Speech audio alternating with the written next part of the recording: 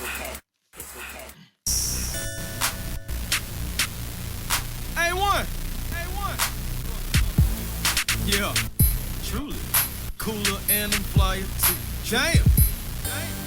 Cooler and I'm flyer too. What's up? What it do? Welcome to the show that's cooler and flyer too. A1 Forever Sports. I'm your host, Chris Tip Moore, back with a special guest once again, Mr. Locked On Falcons himself, Aaron Freeman, bringing him in, talking a little Atlanta Falcons today. Appreciate him for coming on. How you doing today, Aaron? I'm doing great. Glad to be back here with you, Chris. Oh, yeah, man. Glad to have you. Okay, so you already know recent developments about the 53-man roster. And I just want to get your thoughts about that in initial and, you know, any surprises or anything that you might think about this initial 53 roster. Not too many surprises. I was looking at different people's projections and predictions over the weekend, and there were about 46 players. I think the math ended up being that everybody kind of agreed would make the team, and I think 45 of those 46 guys did wind up making the team. I think the one exception was Anthony Ferkser, the tight end. So he was probably the one guy that would qualify as a surprise cut. You know, and maybe in the next day or two, the Falcons do bring him back. I'm kind of expecting that, but we'll see if that happens. But outside of that, I think there were probably, you know, a dozen or so guys kind of fighting for those last, you know, 7 or 8 spots on the roster. And so all the guys that did wind up sticking, I don't think you saw coming out of left field. You know, I was a little surprised that the Falcons wound up keeping, I think, 3 or 4 undrafted free agents. I thought maybe 1 or 2 would wind up sticking, but the fact that there were like 3 or maybe 4 guys was a mild surprise there. Yeah, it was about, I think, like 3 or 4. But yeah, I can definitely understand that. For me, I think the biggest takeaway, I was kind of surprised to see that Marlon Davidson was made the 53 initial over, let's say, a Derek Tangelo. I really enjoyed Derek Tangelo, and Tangelo's numbers were actually, as far as like game reps, were better than Timmy Horn's. So, you know, that's just was something that was kind of off for me. But I mean, I'm glad that he's on the practice squad actually, as currently we have like 12 players that's been added, including, you know, Caleb Huntley. But going to your point about the tight end, I know McCole Purett is a part of this practice squad as well. Yes, it is still 4 slots left, but as far as that tight end room, it's just I don't know how many tight ends they plan to keep. I was my observation was just as far as just the tight end room, Felipe Franks making it as the tight end may have been the only way to keep him, honestly, because we've seen the tape, and Felipe is not, let's say, you know, I don't think he's an NFL quarterback. You know, it's just my personal opinion. I mean, I wanted your opinion on that as far as Felipe Franks and being the tight end, even though he's only caught 1 pass in the preseason. Yeah, I do not see Felipe Franks as having much of a future as a quarterback, unless the goal is to just basically get him like he did in that one preseason game where every time he drops back to throw, he's just going to run the ball. So if your goal is to have a 240-pound running quarterback, yeah, he can do that. I don't know if he can do that at a really high level, but like he can do that if that's your goal. So I think if he's going to stick in the NFL, it is as a tight end. You know, I think he played like 50, 60 snaps in the preseason. I think maybe 30, 40 of them came as a quarterback, and then the rest came as a tight end. You know, he didn't really do much as a pass catcher, but I thought I saw some positives there for him with a guy his size, with his athleticism. You know, people don't realize he's not quite Kyle Pitts, but like from an athletic standpoint, he's not that far away from Kyle Pitts in terms of just the size, the stature, the length, and all those various things, being quite not as fast as Kyle Pitts. So not trying to sit here and say that, you know, he's going to be Kyle Pitts as a tight end, but there are intriguing tools there. So the Falcons keeping him around to sort of develop that on the roster and whatnot, I think makes a ton of sense for them. So if they're going to get something out of him, I do think it's going to be as a tight end, not as a quarterback. Correct. All right, real quick, I want to touch on one of the, you know, it's in the free agents or whatever, the guy we spoke about. D Alford. He's pretty much was kind of like the MVP of preseason, how he started from the bottom. Really, we can really go into a whole determination of pretty much he really came into it from got it out the mud. He really did. And for him to be, I believe he's going to be game one starting, corner nickel. And I'm just happy for the guy, man, being a Georgia native. And, I know we spoke about him possibly making the roster and also possibly starting. And it's just how you feel about, so after what you've seen about Arthur, how you feel about him from then to now.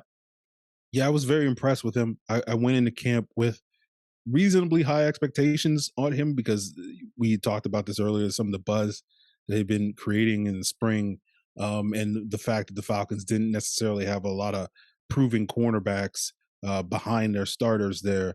So I was hoping to see him show out, and I think he did. So even though I had kind of high expectations, he exceeded those expectations, as you say, sort of being a lot of people's pick as like the MVP of training camp, and certainly a guy that kind of started out slow, at least in the preseason games, working with the third string and then working his way to being a starter by the end. As far as him being a starter when we get to the regular season, I'll probably pump the brakes a little bit on that. I do expect Isaiah Oliver to be the starting nickel corner. It would not shock me if at least in the first couple of weeks of the season, if D. Alford is not active on game day, just because I think some of their other backups like Darren Hall and Mike Ford maybe contribute a little bit more on special teams. But I think as we get further in the season, it would not shock me at some point that D. Alford, we start to see him get those opportunities on the football field in the regular season. And if they go anything like they did in the preseason, I do expect us by the end of the year being like, hey, why wasn't this guy getting a lot more of these reps early in the season? And maybe he could have contributed a little bit more early in the season. So, I think by the time we get to December, January, I think D. Alford's probably going to be another player that we're talking about as, one of the positive stories coming out of the season. Definitely agree with that. Definitely a positive story. His athleticism, and he's pretty much kind of like a ball hawk as well. He goes after it. He doesn't, I like the fact that he goes after the ball. A great corner, Asante Samuel always said, that's what I get paid for. I get to go get the ball. That's what they tell me to do. And I really see that in him and adding him into that cornerback room, as long with, Isaiah Oliver, who recently came out of the knee brace. I know he said he was recently retiring that. So I feel like that secondary is going to come together. They're all young, they're hungry, unproven, but that could be, also a good thing as well, because they can go out there and, get after it and really go get it, Yeah. Yes, sir. So, for a few obstacles for the Falcons still, staring them right in the face, of course, is the offensive line. And I know, they brought in a couple of guys off waivers today, for the offensive and defensive line. But coming into the season right now, how do you feel about the offensive line starting first? Yeah, I don't feel great about it. I'll The be crazy honest. thing about it is I knew you was going to go to somewhere like that with it. I mean, look, they didn't do anything in the preseason to make me feel worse about them. I don't know if they did much to make me feel a whole lot better about them. I still feel like that's a big question mark. We don't know what Elijah Wilkinson is going to be at the left guard. We think he's going to be better than Jalen Mayfield because, frankly, He's got to be, man. You can't get worse. You're right. So, but how much of an upgrade is that? We think Caleb McGarry is going to be better this year, but who knows about that? And then we don't even really know who the starting center is as of today, and we're a week and a half away from week one. So it's one of those things where I go oh, I hope they're good. I hope we sit here and we're talking about this offensive line, showing out against the Saints in week one, and we can, if they can hold their own against the Saints, a team that's historically really dominated the line of scrimmage in a lot of these matchups, that will be a very, very good sign for this upcoming season. But right now, it's just a big question mark. It's been a big question mark for months. Yeah. I don't feel much better about it, but I don't feel worse about it. So it's just we're just holding until we see Sunday, September 11th. Right. Correct. Yeah, that offensive line, that whole rotation. I didn't expect to see that rotation with the center go on this long and without a decision being made, because it's okay, so who is winning the battle? I know, calls and checks is also a part of, controlling the center position as well. So, of course, we don't have that information, but I don't know who's winning. I really don't know who's winning, and I feel like you should have a cemented center by now. It's just my personal opinion, so they can be getting ready, and instead of this rotation. Okay, I'm in today, I'm in Monday, and I know I'm not going to be back in till Wednesday, type thing, because the other guy's going to get his shot. Um, Elijah Wilkinson, I feel like he's definitely got to be better than Jalen Mayfield. We've seen downright confusion from Jalen Mayfield on that in those trenches.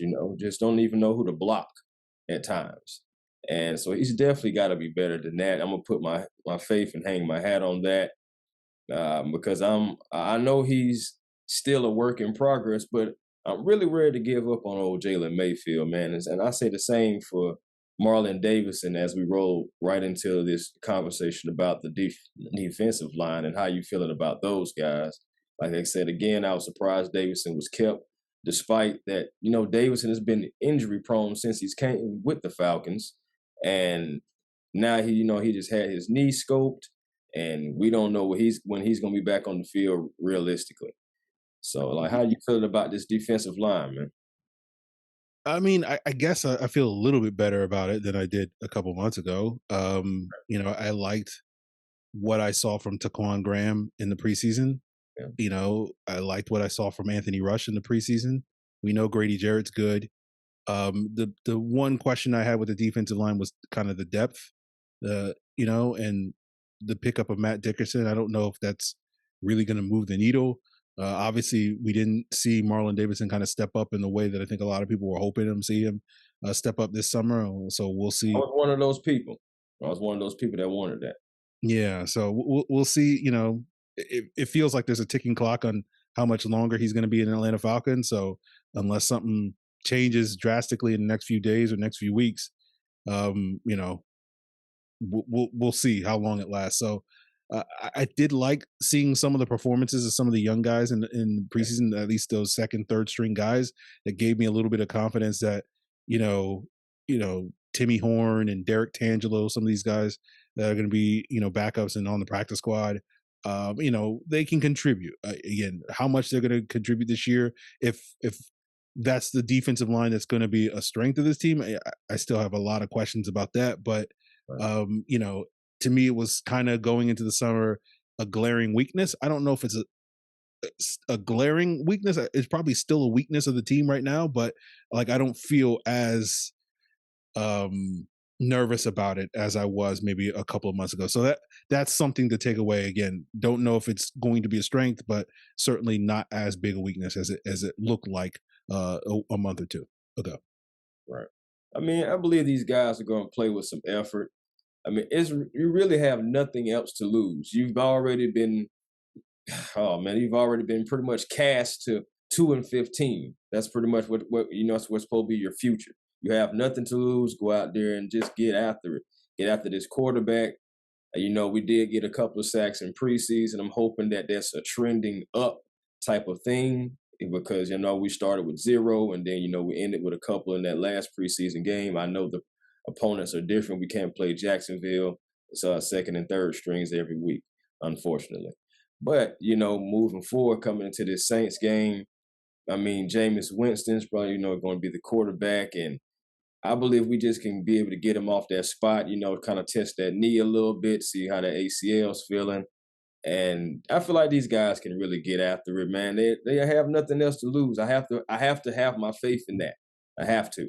So I have nothing else to go for. Yeah, I hear you on that. The Saints offensive line has some question marks. And Right. so like at least for this one game, you can feel some optimism that the Falcons will be able to get up for that game and be able to take advantage of those question marks. And if they can, then we'll all be sitting here singing their praises Yeah. come Monday, September 12th. And if they're not, then it's basically, hey, well, what did we expect at this point in time? Exactly. Because just I have Falcon faithful I have fans that they're just saying, I mean, I'm coming into it with no expectations, and that's kind of, I guess, a decent approach of looking at it. But I can understand the guys coming into it saying, hey, they want to be a playoff team. Is that realistic?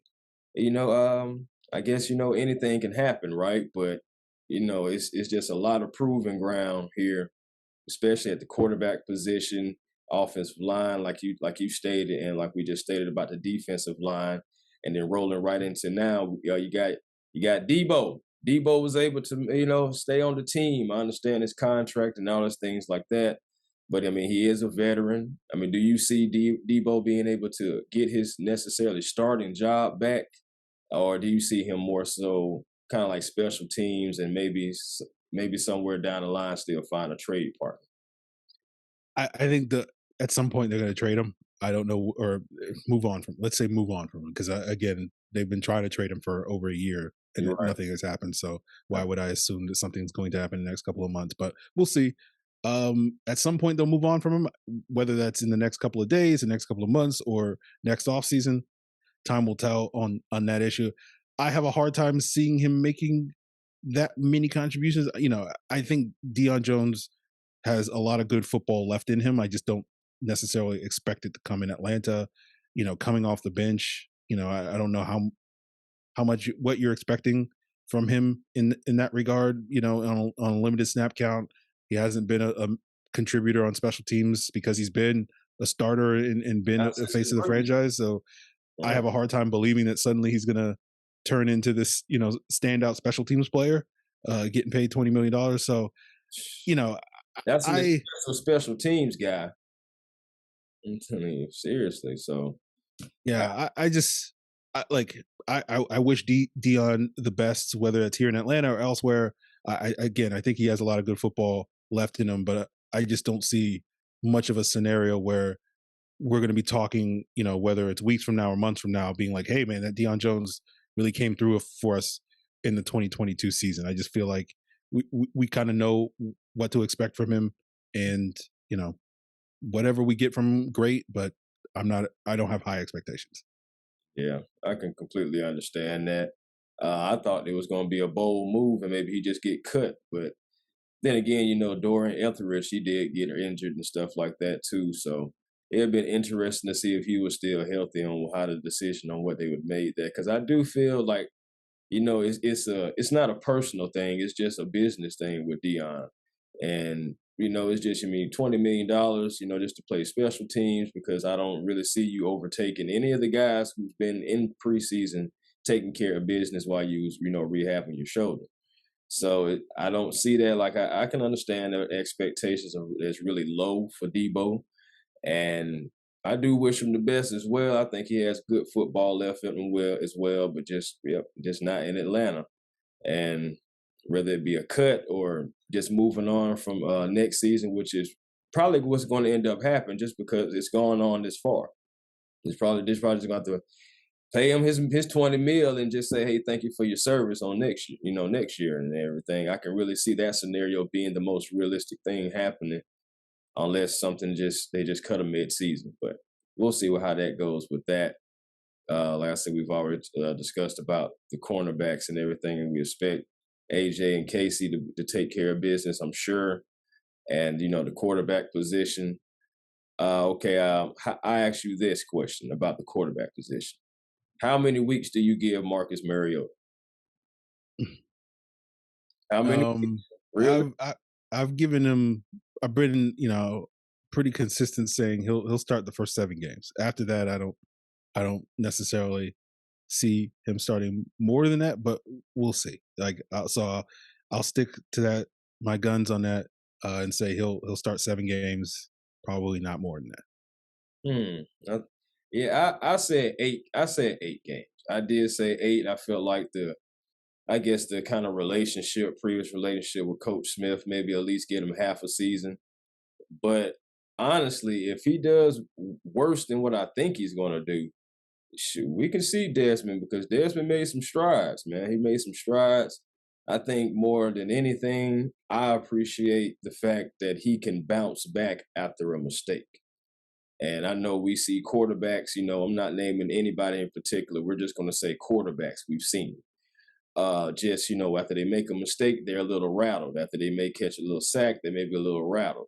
Well, we haven't seen Desmond or really Marcus really get sacked too much because they're mobile, something that, we're not used to in Atlanta.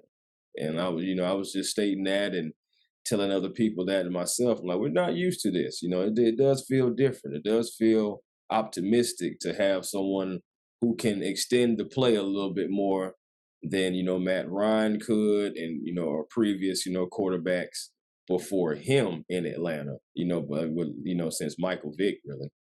And so, it feels different. It's been about 17, 18 years or so since we really had a mobile quarterback.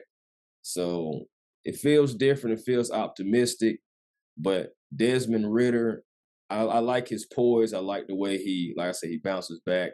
And honestly, I like the fact that how when he makes a decision to, flee the pocket, it's not like a stutter step. It's nothing in it. He goes.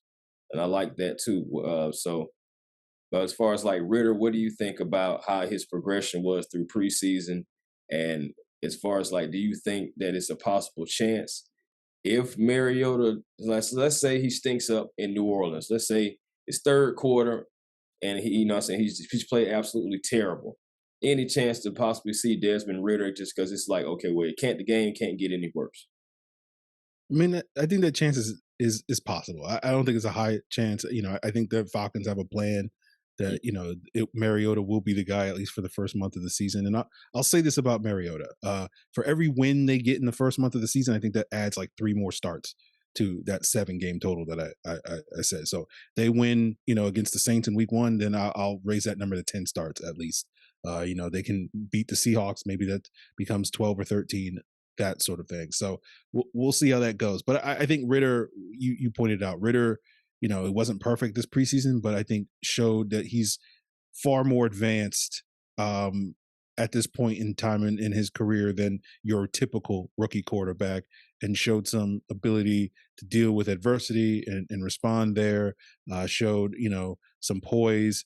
And I think you saw a player that really, did everything for the most part that he could to kind of shorten the leash on Mariota. So to the point that if things do not go well for this team in the first month of the season, and instead of getting that 2-2 or 3-1 start in the first 4 games of the season, if they start 1-3 or 1-4 or 0-4, then I think you could definitely see the Falcons saying, "Look, we need a spark at this point in time, and why not turn to the young guy that we have a lot of hopes in terms of the future." And I think Ritter did enough in this summer to really show that that is a realistic possibility. Yes, sir. Yeah, I agree. Just to piggyback off of that, just that's another reason why we've seen him pretty much run the offense against Jacksonville. Just to get a better look of his tape, see what they can tweak and work on mechanics and everything to get better. And just to see him in in-game experiences, just a lot of people was probably expecting him to fold after that interception, and I was really, wanting to see his body language and everything afterwards, and it was great to see. It's a real possibility. I believe this is a part of the plan. Let's see what we got and everything, and I believe we need to see what we got early, just because, okay, in case we don't, make this magical push, forward to the playoffs or even just a contending team, saying knocking off teams we're not supposed to.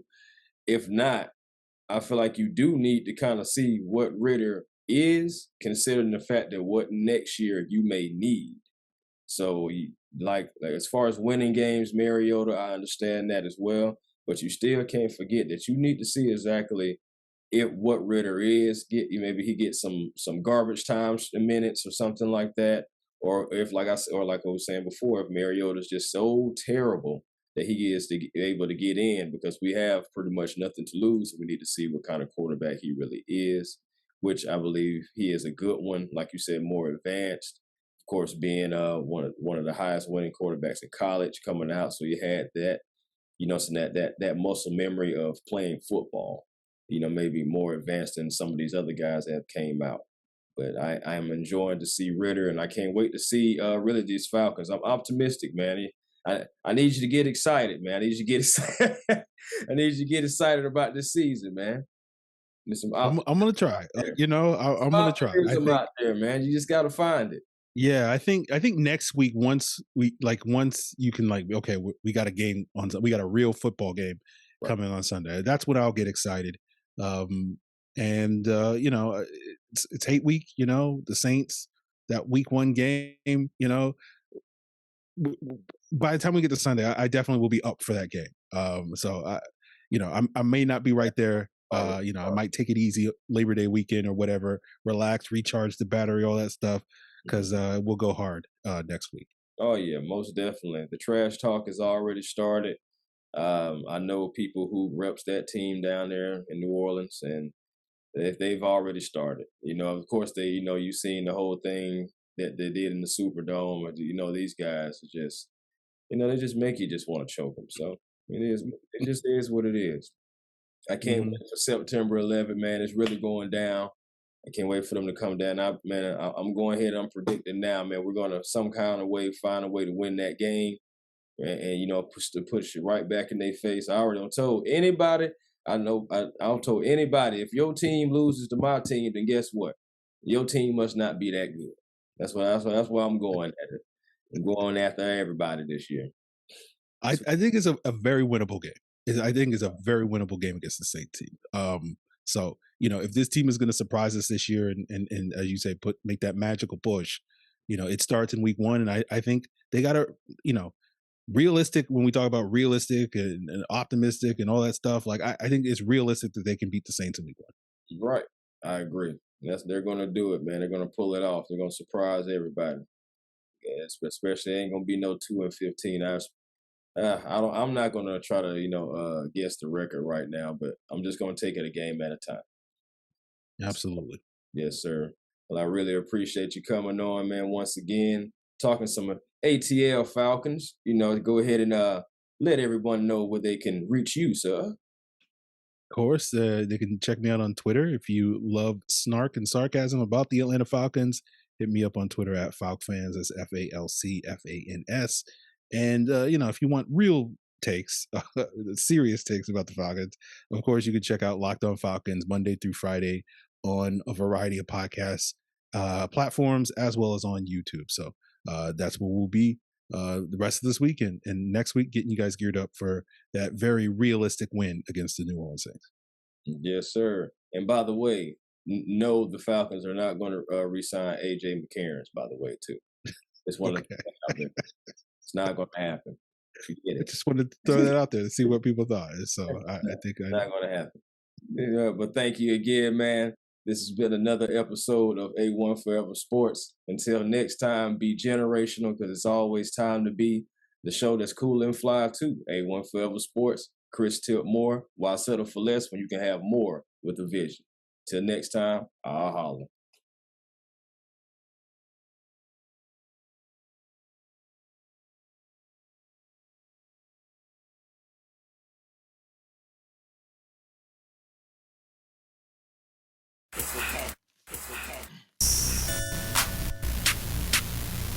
A1. Yeah, truly. Cooler and I'm flyer too. Jam. Cooler and I'm flyer too.